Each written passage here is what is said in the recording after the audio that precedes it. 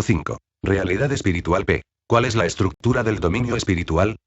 R. Aunque es sin una estructura como comúnmente se entiende, tiene características, análogas a las observables de la mecánica cuántica, que son bastante discernibles por sus efectos. A pesar de que podemos imponer una estructura intelectual a estas cualidades, estas solo existen en la mente del observador. Los niveles calibrado de conciencia, por ejemplo, no están, en realidad, separados unos de otros, sino que son realmente potencialidades que podemos graduar verificablemente para facilitar la comprensión. Para facilitar la comprensión intelectual de la transición desde lo macroscópico, mundo objetivo, del mundo común, la forma y la lógica hacia lo subjetivo, la realidad no lineal microscópica, de la subjetividad, puede ser útil resumir las diferencias entre el viejo paradigma lineal euclidiano/newtoniano de la realidad y el conocimiento más avanzado de la dinámica no lineal y la ciencia de la mecánica cuántica y la física teórica subatómica avanzada. Véase el apéndice D. A partir de esto, podremos observar que el sustrato invisible del mundo físico observable es el potencial cuántico que es demostrablemente afectado por la conciencia humana y la intención.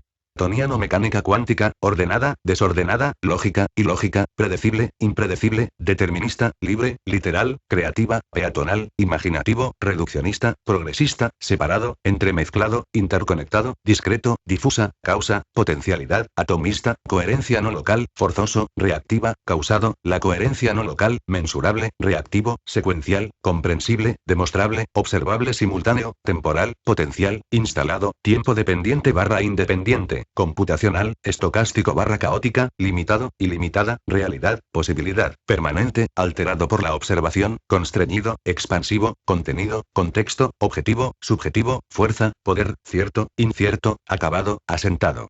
Contraste a la fuerza, no hay límite para el poder. El poder es un atributo de Dios y por tanto ilimitado. Incluye toda la creación, todos sus universos, y siempre está en perfecta armonía y equilibrio. Podrías decir, análogamente, que el poder automáticamente se ajusta a la demanda realizada. Un incremento de simplemente la punta de una pluma inclina la escala. A pesar de que una oración puede aparecer como una pluma, el universo responde. Esto no quiere decir que la oración sea necesariamente concedida en un sentido literal. La mayoría de las oraciones se hacen ingenuamente para ganar o para cambiar el curso de los acontecimientos. Sin embargo, la oración colectiva, íntegra puede tener un efecto positivo en el curso de la evolución humana. Las oraciones que incluyen una entrega a la voluntad de Dios se derivan de una mayor motivación. P. ¿Qué pasa con los accidentes? R. Los así llamados accidentes son una ilusión de la percepción en el dominio de la forma, la cual se basa en una expectativa lineal. Con las pruebas kinesiológicas, los elementos ocultos son revelados y la ilusión de accidente desaparece. La sola posibilidad hipotética de que un accidente de verdad ocurriera requeriría que pasara fuera de la totalidad de la creación, lo que es una imposibilidad. Para que un así llamado accidente sea observable, por definición, tendría que haber ocurrido dentro del universo discernible.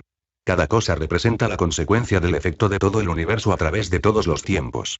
Nada está fuera del karma, la armonía equilibrada del universo. El caos es un término que denota limitación. Se basa en la presunción de que la realidad está limitada a la percepción.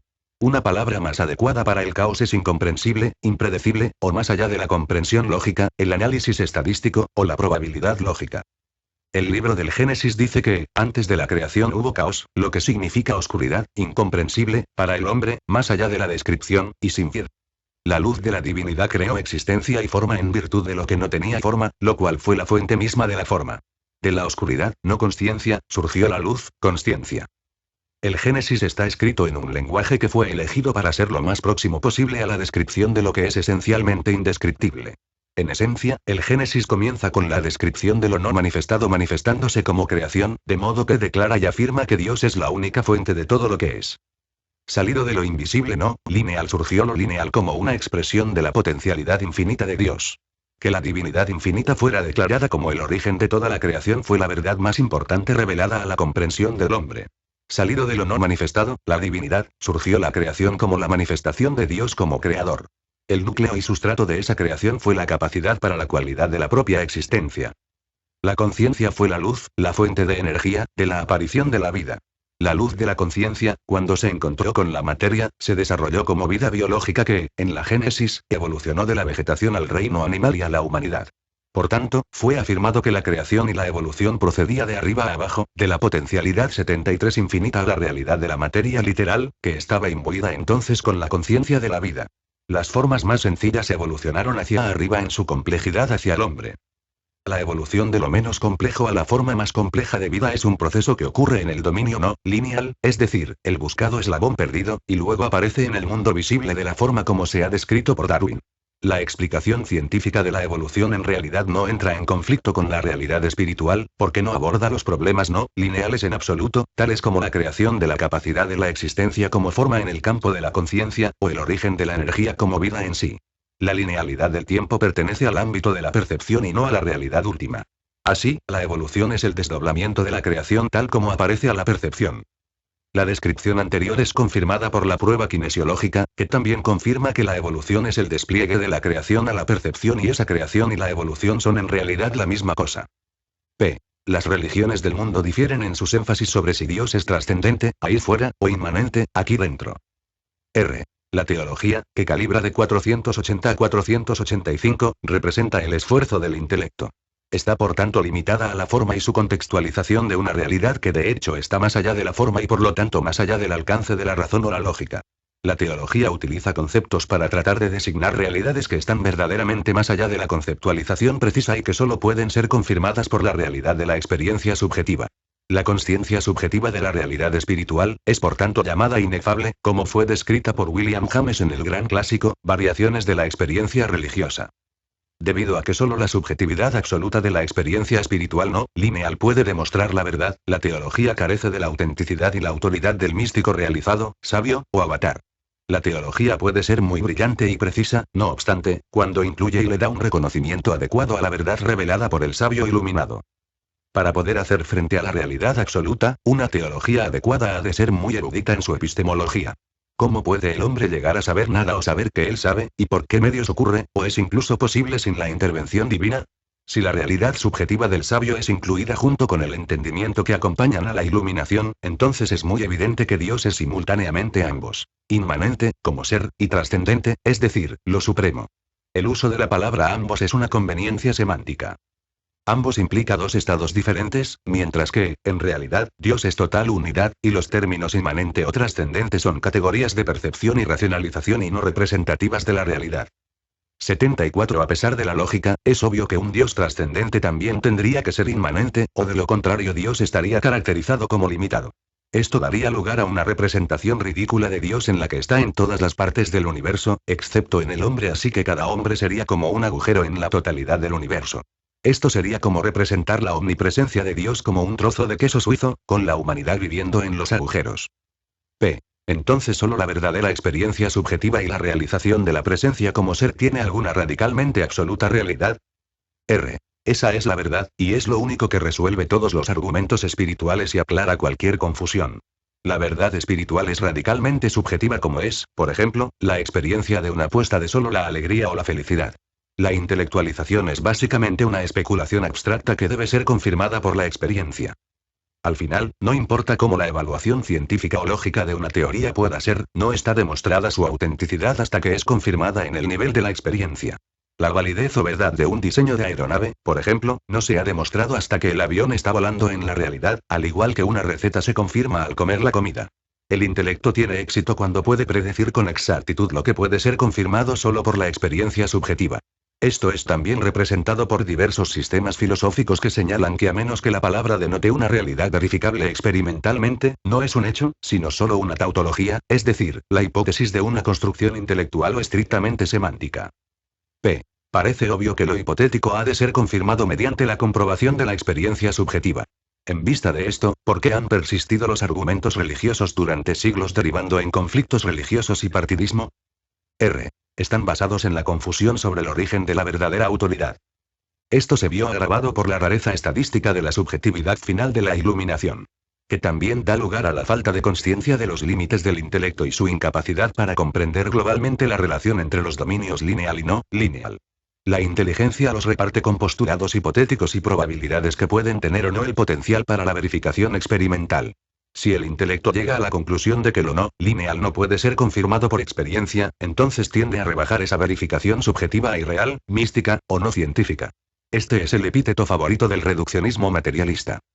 La dificultad que enfrenta la teología y la religión, sin embargo, es que la información en que se basa la estructura religiosa fue proporcionada desde la experiencia radicalmente subjetiva de la iluminación de la mística, el sabio, o el avatar sobre los cuales está fundada una religión. Si los tradicionalistas religiosos estrictos insisten en que esa subjetividad no es real, entonces todas las fundaciones religiosas se quedan sin base. A lo largo de la historia, Cristo, Buda, Krishna, y todos los sabios iluminados hindúes han sido autorrealizados para que fueran todos transformados por la realidad subjetiva de la presencia / divinidad de Dios. 75 Debido a la rareza del estado de iluminación, cada religión presume entonces que su creador y fundador era el único, y la posibilidad de que hubieran otros en la historia que vinieran a iguales o similares estados avanzados de conciencia no fue considerada. De hecho, fueron denunciados con frecuencia. Esta limitación de la comprensión es entendible ya que es imposible para la conciencia ordinaria apreciar y comprender el profundo significado de la iluminación. Además de estas dificultades, el ego / mente es incapaz de discernir la verdad de la falsedad y por tanto no tiene ningún medio absoluto para confirmar lo auténtico de lo falso. Añadida a la dificultad, no solo fue que el estado de iluminación es extremadamente raro, sino que cuando sucedió, la mayoría de quienes lo experimentaron desaparecieron de la sociedad o, si no, su estado de iluminación no fue reconocido o comprendido. Como resultado, la ilusión de que nunca ocurrió prevaleció. Es característico de las religiones actuar como si toda la verdad hubiera estado en un punto muerto e inmóvil desde los tiempos del fundador original. Debido a esta opinión, se pensaba que no había nada más para ser conocido. Mientras que la verdad es completa y no cambia, por el contrario, el entendimiento del hombre y la capacidad para la comprensión avanza significativamente y cambia en todas las áreas del conocimiento. Con él, la importancia y el significado se contextualiza de modo que, aunque la verdad no cambia, la comprensión del hombre sin duda lo hace. Cuando el nivel de conciencia de la humanidad alcanzó 190 durante siglos, fue aproximadamente 90 en el tiempo del Buda y de 100 en el momento del nacimiento de Jesucristo, la comprensión real de la verdad espiritual estaba limitada principalmente a los espiritualmente dotados. Ahora que el nivel de conciencia de la humanidad está en 207, el camino está abierto para que la espiritualidad sea absorbida y valorada ampliamente. Ya existe un reconocimiento generalizado de la existencia de los valores espirituales en muchas zonas anteseculares de la sociedad. Aunque la mayoría de la gente todavía es adversa a la religión en el mercado, están abiertos a los valores espirituales, sobre todo si esos valores no están etiquetados como espiritual. En la medida en que la sociedad está ahora por encima del nivel de conocimiento 200, el nivel de la integridad, se hará cada vez mayor énfasis en la integridad espiritual, los valores, y probablemente veremos demanda de los ideales espirituales y normas, verdad, expandirse dentro de la comunidad empresarial y la sociedad en general. P. ¿Cómo de importante es la escala de conciencia en el avance de la comprensión de la espiritualidad? A. Las pruebas kinesiológica y la escala de conciencia calibrada son notables, ya que, por primera vez en la historia, existe medio objetivo de verificar la realidad espiritual, así como sus multitudinarios niveles de expresión. Este estilo de investigación es familiar a la sociedad ya que su mecanismo y aplicación son análogas a las frecuencias localizadas de los campos de energía en el espectro electromagnético. La sociedad también está familiarizada con el análisis espectroscópico, donde no es el material sino la radiación del material lo que está localizado en una escala específica, la exactitud de las cuales es verificada a través del tiempo por su 76 consistencia y utilidad. Finalmente, la fiabilidad y utilidad práctica de este método establece su valor y los parámetros de fiabilidad. En muchas áreas de la ciencia, una escala de espectro de radiación es la fuente primaria de información sobre la materia, la energía, e incluso los objetos que están más allá de la detección sensorial. Hay un conocimiento común de los análisis de rutina del espectro radiante para discernir la naturaleza del universo o la edad de distantes galaxias no vistas. La humanidad también está familiarizado con la común contador Geiger y escudos de radiación, exposición usados por los trabajadores en las plantas de energía nuclear para discernir en una escala que no es visible en forma física. Considerando que las escalas de la radiación familiares han sido desarrolladas para medir el universo material y el invisible, el reino sutil de la forma, no es de extrañar que una técnica muy similar esté disponible para reflejar la naturaleza de los reinos del dominio no lineal. Los campos de energía invisibles de la conciencia se vuelven identificables mediante el empleo de un estilo de detección que no es diferente a otros de uso común en todas las ramas de la ciencia. Esto permite el desarrollo de una ciencia de la realidad espiritual que es de gran beneficio para la humanidad. El valor de la información que puede derivarse del estudio de las dimensiones no lineales de la realidad es mucho mayor que el de aprender los detalles de estrellas distantes. La escala de la conciencia tiene un profundo significado en cada aspecto de la vida humana porque es efectivamente el sustrato de la mente en todas sus actividades. Un nivel contrastable de conciencia es intrínseco a cada detalle de la vida humana en todas sus expresiones, sin excepción. Es por tanto, el aspecto más importante de la vida humana, y cuando sea completamente entendido, se verá eclipsado cualquier otro aspecto descriptible. P. ¿El nivel de conciencia es entonces más importante que cualquier otra cosa en la vida? R. Cuando todas las consecuencias de los efectos de la conciencia sean entendidos, se hará muy evidente que esto es así. Veamos primero el abrumador y sorprendente hecho de que un nivel calibrable, un nivel de conciencia discernible está ya presente en el nacimiento. Por tanto, para investigar y explicar cómo esto puede ocurrir en un universo donde nada sucede por casualidad lleva a un profundo estudio del tema de la evolución de la conciencia, comúnmente llamado karma. Como en los anillos de la sección transversal de un árbol, el pasado de una entidad es revelado. El nivel de conciencia está correlacionado con la percepción y los posicionamientos intelectuales y por tanto determinan el propio mundo percibido y la experiencia ello. Esto a su vez correlaciona con las opciones y las respuestas que son reflejadas en las actitudes, decisiones, intereses vocacionales y objetivos de la vida. El nivel de percepción contextualiza y determina las opciones de valor, significado y significancia. 77. El nivel de conciencia es también intrínseco a la propia estructura psicológica y emotividad, así como a la propia visión del mundo, la salud física y psíquica, y el estilo de vida. Y lo más importante, el nivel de conciencia también correlaciona con la capacidad para la consciencia espiritual y en consecuencia la propia visión de Dios como trascendente e inmanente, o ambos. La capacidad para la consciencia espiritual se refleja en las propias actitudes filosóficas, incluyendo los propios puntos de vista de la sociedad, la historia, los sistemas judiciales, los políticos y las instituciones gubernamentales. También influye en nuestro sentido innato de la responsabilidad, la autoestima y la identificación personal. La programación psicológica que sigue después determina qué contenidos mentales van a ser aceptados o rechazados, reprimidos o racionalizados, proyectados sobre los demás o vueltos de nuevo contra el yo. En resumen, estos factores psicológicos clasificarán todas las experiencias o conceptos como el bien frente al mal, el placer frente al dolor, y lo atractivo frente a lo repelente. Estas opciones tienen consecuencias fisiológicas concomitantes en el sistema automático de recompensa del cerebro dentro del sistema nervioso central que a modo puede liberar adrenalina o endorfinas, hormonas de estrés o corticoides, hormonas neuronales del simpático o del parasimpático, serotonina o noradrenalina, etc. Todos estos a su vez afectan a las tasas metabólicas y flujos de energía en el autónomo y las vías de energía de la acupuntura, que influyen en el suministro de energía, la vitalidad y el funcionamiento de todos los sistemas de órganos del cuerpo, incluyendo incluso el enfoque y el campo de la visión momento a momento. P. Si prácticamente todo en la vida depende de la evolución del nivel de la propia conciencia, parecería que, aparte de las necesidades de la mera supervivencia, el desarrollo de ese nivel de conciencia eclipsaría todos los demás esfuerzos en importancia. R. Eso parece ser así, pero a ser integrado en el contexto general de la vida. Los esfuerzos y actividades pueden seguir siendo los mismos, pero necesitan ser recontextualizados y reposicionados en el marco espiritual. Para espiritualizar la propia vida, solo es necesario cambiar la propia motivación. Para ser constantemente conscientes del motivo real de alguien tiende a abrir los posicionamientos y los pares de opuestos, tales como ganar frente a servir o el amor frente a la codicia. Estos entonces se hacen visibles y están disponibles para el trabajo espiritual porque uno es consciente de ellos. Los países occidentales son meritocracias en las cuales el esfuerzo se antepone por el bien del beneficio. Esta es una función innata del sistema de recompensa del cerebro. Como el presidente Mao descubrió con su experimento agrícola colectivista, al ignorar el sistema de recompensa innato del cerebro, los campesinos colectivistas perdieron su motivación, lo que resultó en la mayor hambruna del mundo. 30 millones de personas murieron como consecuencia de esa ideología política. En el trabajo espiritual, no hay ganancia mundana tangible a adquirir, pero hay en cambio una recompensa interna de placer, satisfacción, deleite e incluso alegría. Los objetivos reemplazan a las ganancias como motivo. La realidad espiritual es la mayor fuente de placer y satisfacción que el mundo puede proporcionar. Es interminable y siempre disponible en el 78 presente y no en el futuro. En realidad, es más emocionante porque uno aprende a vivir en la cima del momento actual en lugar de detrás de la ola, que es el pasado, o el frente de la ola, que es el futuro. Hay una mayor libertad al vivir en el excitante filo de la navaja del momento que siendo un prisionero del pasado o teniendo expectativas de futuro. Si el objetivo de la vida es hacer lo mejor que puedes hacer en cada momento de existencia, entonces, a través del trabajo espiritual, ya has escapado a la primera causa de sufrimiento.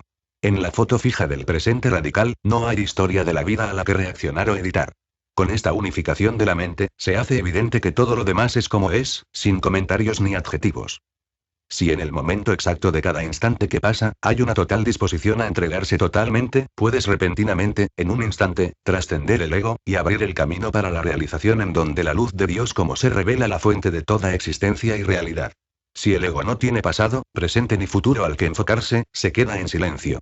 Es reemplazado por el silencio de la presencia, y así, el camino hacia la iluminación repentina está disponible en todo momento.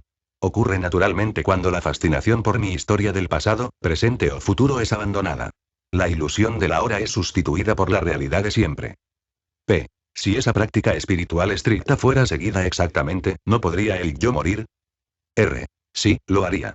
Cuando esto ocurre, no habrá un funeral porque, en realidad, nunca hubo un yo, sino que simplemente fue una ilusión todo el tiempo.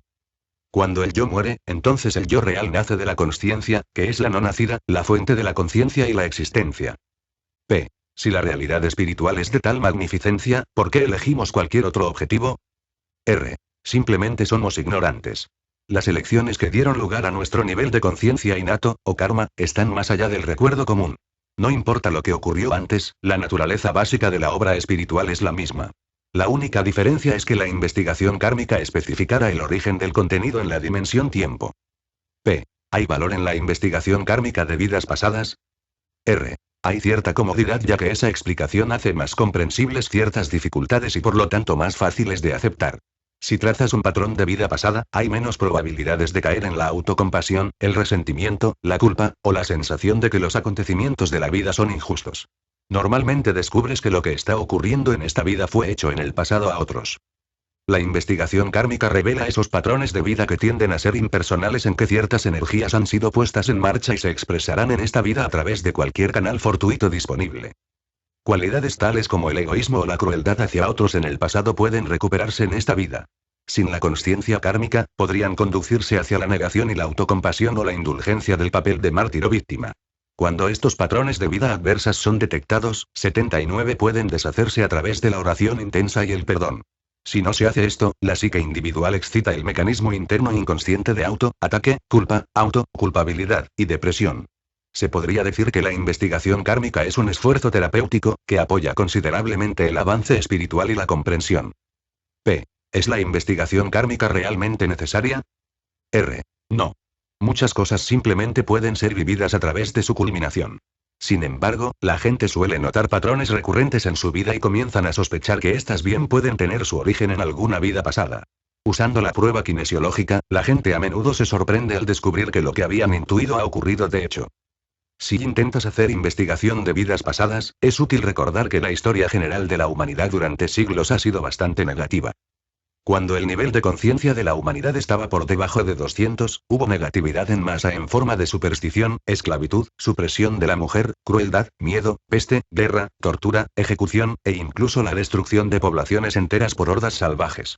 Al mismo tiempo, hubo un número considerable de personas que no participaron en estas cosas, pero aún así, sus vidas fueron influenciadas por su ocurrencia. Por tanto, al hacer la investigación de vidas pasadas, has de estar preparado y evitar ser crítico.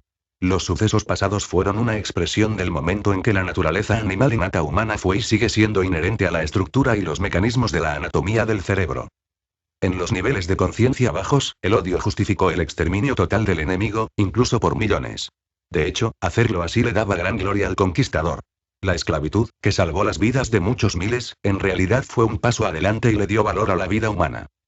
Paradójicamente, los esclavos a menudo tenían una vida mucho más larga que la población de la que fueron capturados, en realidad el doble de larga en América del Sur. En el nivel de conciencia actual de la humanidad en 207, la masacre y la esclavitud son vistas como bárbaras y reprensibles por la sociedad civilizada occidental, pero durante muchos siglos, fueron aceptadas en todo el mundo como aspectos normales de la vida humana. Utilizando el método kinesiológico de la investigación de vidas pasadas, puedes disminuir la influencia del pasado, tomando la responsabilidad de ello como un error espiritual o moral y falta de evolución. Ahora puedes hacer una elección diferente que sea más compasiva, acompañada por la oración y el perdón. El comportamiento animal en las culturas presentes y también en el pasado ha dado lugar a muchas decisiones y actos basados en la ira, la codicia, el odio, el asesinato, y el pacto de lealtad, y todos confían en la fuerza. Podríamos decir que los valores verdaderamente humanos de la ética y la responsabilidad espiritual son de origen relativamente reciente en la especie. Ellos son, de hecho, tan reciente que no fue hasta 1986 que el saldo de la humanidad pasó de la conducta negativa, no íntegra y destructiva al lado positivo, o en una sociedad más ilustrada. La vida humana y la experiencia se expresa en tales extremos, desde lo indeciblemente horrible a lo sublime. ¿Cómo puede ser esto? R. Este mundo puede ser visto como un taller espiritual en donde las consecuencias de los errores del pasado pueden ser de nuevo trabajadas para que, con suerte, elijas diferente esta vez. Las consecuencias de acciones pasadas no se deben a algún juicio o el mecanismo de castigo por parte del universo espiritual. En cambio, ellas son simplemente innatas por su diseño intrínseco. No son ni buenas ni malas. No recibes castigos por parte de algún dios arbitrario por los errores del pasado, sino que simplemente las sigues a través de sus consecuencias y aprendes que lo se representa como pecado es esencialmente el error basado en la ignorancia. La civilización es la evolución desde lo primitivo hacia la cada vez mayor consciencia y comprensión. Continentes enteros siguen viviendo en la miseria, la pobreza y destrucción caótica. Este mundo podría ser descrito como el purgatorio, ya que incluye todo el espectro de posibilidades, desde la bajeza extrema a la santidad. Los patrones son identificables en el inconsciente colectivo de los arquetipos que fueron identificados por el psicoanalista suizo Carl Jung. Digamos que por descuido tiras una cerilla a un pajar y el establo se incendia. El incendio que recorre el granero de heno no es un castigo por el descuido al caer la cerilla, es simplemente que la cerilla puso en movimiento la condición que desató una cadena de acontecimientos. Si uno desea quemar el pajar, entonces el efecto sería considerado una recompensa. Si no es deseado, sería una pérdida. En realidad, no lo es. El espíritu evoluciona en grandes periodos de tiempo, con reencarnaciones periódicas en el taller espiritual de la Tierra para el crecimiento y la reparación. Cuando todas las reparaciones hayan sido hechas, la vida en la Tierra perderá su valor y atracción y el renacimiento en el dominio humano cesará. P. ¿Puede el karma ser escapado? R. No solo existe lo malo en el patrón kármico propio, sino también el karma bueno acumulado, generalmente se conoce como mérito kármico, sin él esta vida no habría sucedido. El Buda enseñó que ser humano es ya una buena gran fortuna y la oportunidad no debería desperdiciarse, por tanto, no pierdas el tiempo que la vida es fugaz. Hizo hincapié en la importancia de aprovechar esta oportunidad de oro y no gastarla en asuntos mundanos, porque son efímeros y basados en ilusiones pasajeras. Esta advertencia fue repetida también por Jesús, quien enseñó que es mejor almacenar tesoros en el cielo donde son eternos, en lugar de en la tierra donde son transitorios y corruptibles. Los patrones kármicos son influyentes, pero no inmutables, debido a las opciones disponibles para la voluntad espiritual. La corrección se produce como un asunto de la intención por la elección de lo superior en lugar de una opción inferior. La tentación es el resurgimiento del viejo patrón que se presenta varias veces hasta que una decisión esté finalizada y resuelta. Un error kármico no resuelto tiende a repetirse, de tal manera que pueda ser reconocido e identificado su posicionamiento subyacente. Un acercamiento más útil es investigar posibles papeles inversos, alguien es la víctima en esta vida de lo que fue perpetrado en los demás en vidas pasadas, y ahora las ondas en el agua simplemente regresan como las olas de esta vida. 81 Si te siente incómodo con el concepto del término karma, entonces es igualmente útil llámalo simplemente el inconsciente.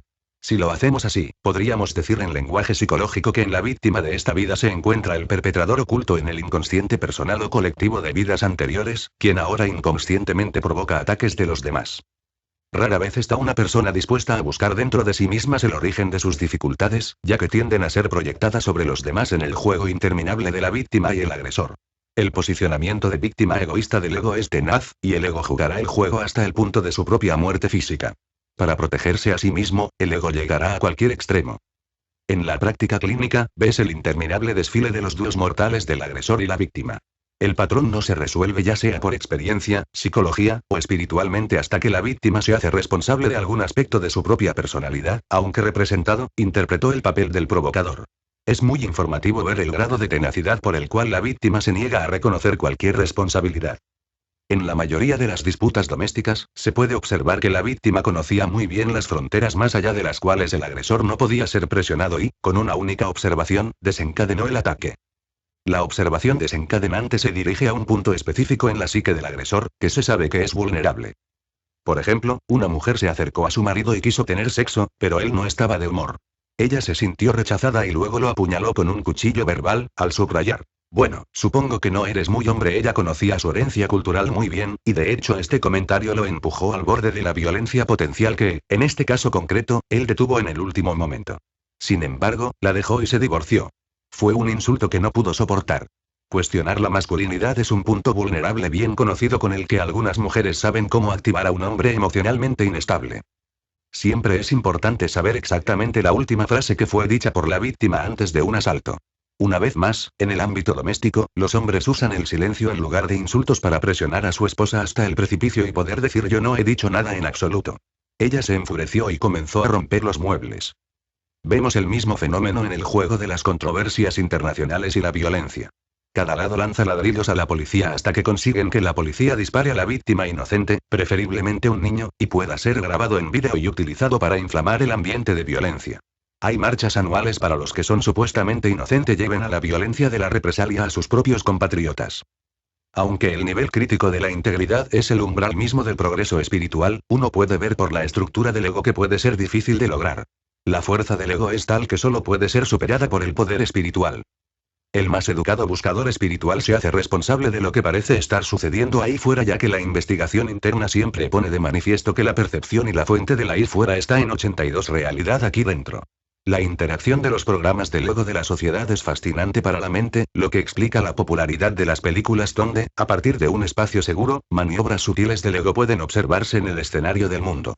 Como veas la historia así se desarrolla, ves la seducción de la lealtad de las masas, que es debida solo a Dios, y la subversión de la lealtad a los egos inflados de los supuestos líderes. La subversión de la verdad espiritual hacia fines políticos es tan antigua como la civilización y continúa rampante hasta nuestros días. P. ¿No hay escapatoria del ego y su karma? R. La iluminación es la única salida total, y el esfuerzo espiritual ayuda a aflojar su control. P. ¿Es el ego el origen del karma? R. Es su locus y depositante. Es muy importante darse cuenta de que el ego y el karma son uno y lo mismo. Mediante una sencilla prueba kinesiológica, en menos de un minuto una enorme cantidad de información útil puede ser obtenida del origen de un problema. Sin embargo, lo importante es que el problema sigue estando presente. Separar esta vida de los demás no es más que un artefacto creado por la percepción. En realidad, solo hay una vida con reencarnaciones periódicas cuando las condiciones son favorables para la resolución de ciertos problemas. Por ejemplo, el campo de batalla en la guerra ofrece la posibilidad de que las almas crucen la línea de 200, del miedo al coraje, enfrentando la muerte del cuerpo a un principio superior. Para superar el miedo, los hombres jóvenes de toda la historia han sido conocidos por sus actividades que amenazan la vida y la atracción hacia ocupaciones de alto riesgo y los deportes. Las corridas de toros, el paracaidismo, las carreras de motos, etc., les permiten conquistar su miedo a la muerte del cuerpo y así conquistar la cobardía. Aunque este es un logro psicológico, todavía carece de fundamento espiritual, ya que saltar por encima del campo de energía de 200 puede hacerse solo cuando la valerosa derrota de miedo es hecha en nombre de un principio superior, como la lealtad, la dedicación a Dios, el país, la verdad, o el honor. Esto fue simbolizado por el caballero antiguo cuando tomó un guante o una rosa simbólicamente significativa de una mujer y se lo llevó con él en su búsqueda o cruzada. P. ¿Cómo hacer que otra vida en la Tierra me sirva más rápidamente? R. En realidad, hay instantes en los que las opciones se presentan por sí mismas. Estos son momentos muy críticos para observarlos, y con un solo punto en la mente, llegarán a ser evidentes. Estos momentos de decisión duran aproximadamente 1/10.000 partes de un segundo, según las estimaciones de la prueba kinesiológica. El milagro surge en este espacio. En este instante, el Espíritu Santo está presente y disponible directamente por la gracia de Dios. En el intervalo del momento del ego, el Espíritu Santo refuerza la oportunidad, y este es el espacio en el que opera el libre albedrío. Es en este momento en que el guerrero puede elegir la misericordia o la crueldad, la vida o la muerte. La oración y el compromiso espiritual activa la presencia del Espíritu Santo para crear espacio, como podía parecer, en la progresión de las 83 secuencias en tiempo temporal para ese momento crítico de consciencia. Basándonos en las leyes del universo, ese instante de brecha no se abre a menos que seas invitado. Las fuerzas de Dios nadie las elige. Todo progreso espiritual es por invitación y libre elección, que son la consecuencia de la oración y la intención espiritual. Esos intervalos son regalos ocultos. P. ¿Por qué Jesucristo no enseñó sobre el karma? R. El hecho de que el ego y el karma son uno y lo mismo haría abordar directamente el tema como superfluo. Podría haberse pensado como una distracción innecesaria que, si se presentaba, hubiera parecido una desviación a la cultura de la época. En una cultura más avanzada espiritualmente, como en la India y el lejano Oriente, el tema ya había sido aceptado y era bastante familiar para la gente. El pueblo en tiempos de Jesús lo más probable es que gustosamente habría considerado el asunto como de extranjeros o inaceptable. Jesús era consciente de que la salvación depende de la voluntad de dejar ir los aspectos negativos del ego, pecado, y el esfuerzo por el amor incondicional y la virtud espiritual.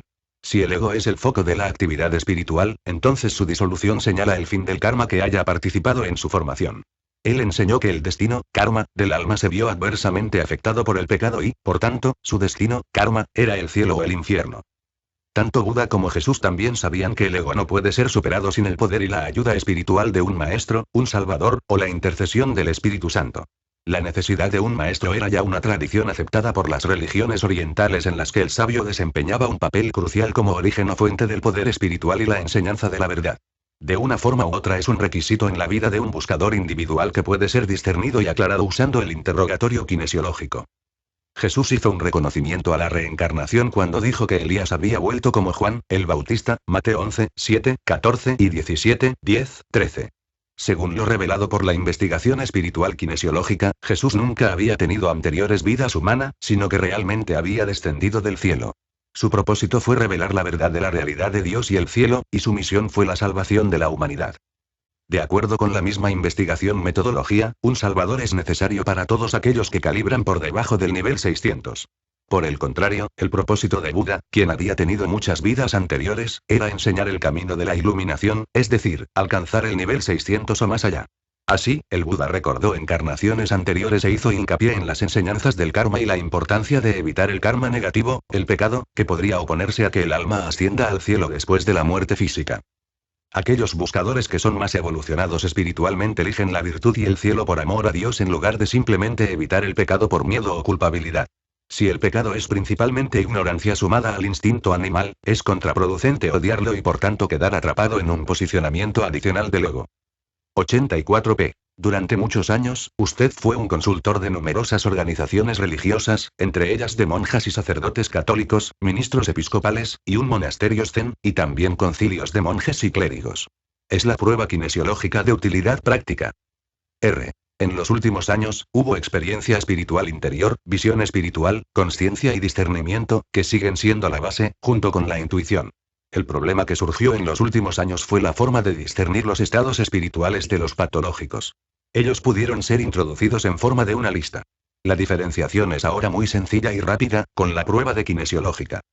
Auténtico estado espiritual, estado patológico, samadhi catatónico, éxtasis religioso, manía, hiperreligiosidad bipolar, iluminación, grandiosidad, iluminado, engaño religioso, piedad, escrupulosidad, inspiración, imaginación, visión, alucinaciones, auténtico maestro espiritual, falso gurú, impostor, estafador espiritual, devoción, fanatismo, hiperreligiosidad, comprometidos, obsesionado, lavado de cerebro de las víctimas, la noche oscura del alma, depresión patológica, desprendimiento, retirada, indiferencia, desapego, aceptación, pasividad, estado trascendente, mutismo, confiado, ingenuo, estado avanzado, psicosis, egolatría, beatifico, euforia, humilde, baja autoestima, compartir lo espiritual, proselitismo, compromiso, religiosidad, inspirado, mesiánico, shock de Dios, esquizofrénico, desorganizado, éxtasis espiritual, estado maníaco, altamente drogado, líder espiritual, auténtico, político espiritual, líder del culto, psicópata, enseñando, controlando.